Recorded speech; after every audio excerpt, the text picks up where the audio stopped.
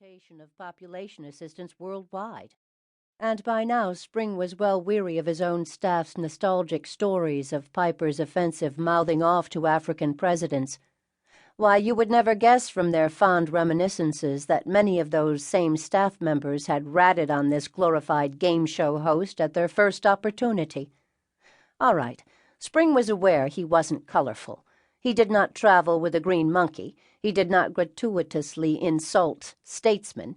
He did not detest the very people he was employed to assist, and his pockets did not spill black, red, and yellow condoms every time he reached for his handkerchief.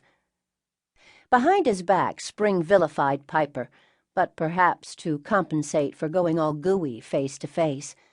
Here was a character whose politics, having veered so far left they had ended on the far right instead, Spring deplored as uncompassionate and irresponsible. Spring aspired to despise Piper, but he would never get that far. He would only be free to dislike the urbane, unrufflable, horribly wry has-been once sure that Piper adored and respected him first. That is, never. And Piper made him feel fat.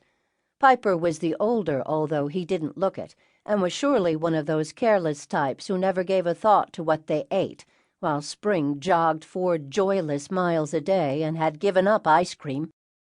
"You ruined that cook's day, you know." Calvin was commenting about the Ascari. "He loved barring my way. You get a lot of Wazungu rolling their eyes about Africans and bureaucracy, how they revel in its petty power, but how they don't understand it, wielding stamps and forms like children playing office. I've come to believe they understand bureaucracy perfectly well. After all, most petty power isn't petty at all, is it? These tiny people can stick you back on your plane, impound your whiskey, cut off your electricity, and keep you out of conferences you so desperately wish to attend. Bureaucracy is a weapon, and there is no pleasure greater than turning artillery on just the people who taught you to use it." "Calvin," implored the director, "do keep your theories quiet this week. I'm off for some wine." Leaving the man toothpicking pineapple to his ill-tempered monkey, Spring felt sheepish for having let the rogue inside. He was haunted by childhood fairy tales in which the aggrieved, uninvited relative arrives at the christening anyway, to curse the child. It was a mistake to exhort Calvin to keep his mouth shut. Had Spring encouraged enthusiastic participation in the interchange of controversial ideas, Piper might have loitered listlessly in the back, thumbing abstracts.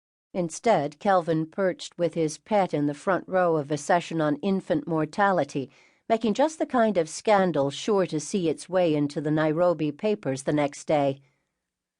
"Why are we still trying to reduce infant mortality?"